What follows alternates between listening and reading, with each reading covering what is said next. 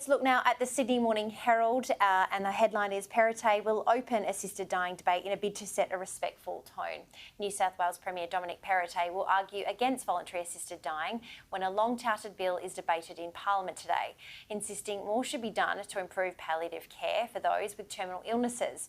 In a move to signal he expects MPs to be respectful regardless of their differing views, Mr Perrottet will take the unorthodox step of being the first government speaker to respond to the bill introduced by independent Sydney MP Alex Greenwich.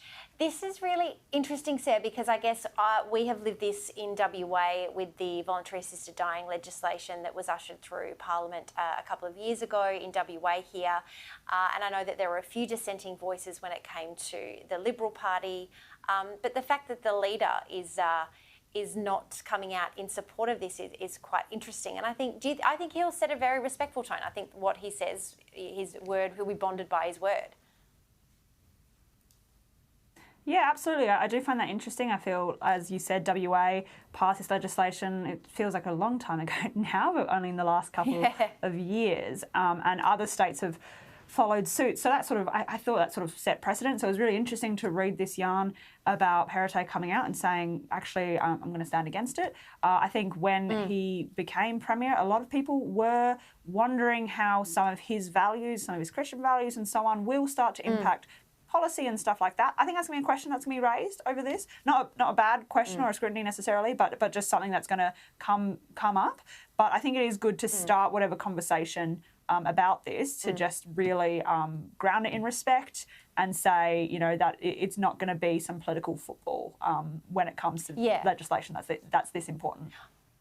Yeah, I think it says a lot that he's decided to stand up and be the first speaker to this bill, specifically when his argument will be more about wanting more services and resources directed at palliative care, which was a similar argument that we've seen in Queensland, South Australia and WA when this legislation did come up. So it'd be interesting to see how the Bear Pit do handle this, and no doubt the media from all sides will have a little bit of fun with this story tomorrow, which will be disappointing, but I think it'll be interesting to see where everyone sort of lands on this. Speaking of Dominic Perrottet, let's go now to the Daily Telegraph. Coal Clowns, an exclusive by Lachlan Leeming here. Dom slams protesters blocking cash. Anti-coal activists have squeezed millions of dollars in exports from the economy into days by crippling key parts of the state's freight network with stunts designed to stop trains. Premier Dominic Perrottet issued a fierce rebuke, saying many ordinary people who are just trying to earn a living have been disrupted by this behaviour. The activists have live streamed their extreme efforts to stop trains, including parking cars on tracks and suspending a woman from a power pole with a rope tied to the tracks.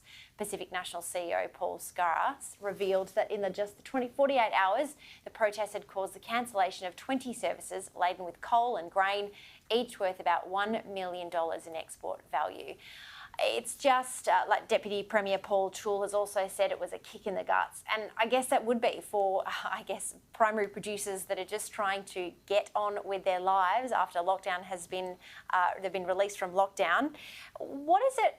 Why do all of these extreme activists have to go to such lengths where a lot of people are disrupted? I feel sorry for the people that were driving those trains that would have to be disrupted, because seeing a person or cars on train tracks would be deeply horrifying. How do you think that this will land? Look, I think we know where Talkback will land on this tomorrow, but in the wider community, do you think that Perrottet's comments about people just trying to earn a living, let them get on with it, will resonate well with the electorate? I think it will resonate well because of COVID and the way it's hit the economy, and this sense of people trying to survive, make a living and get on, I think does have resonance.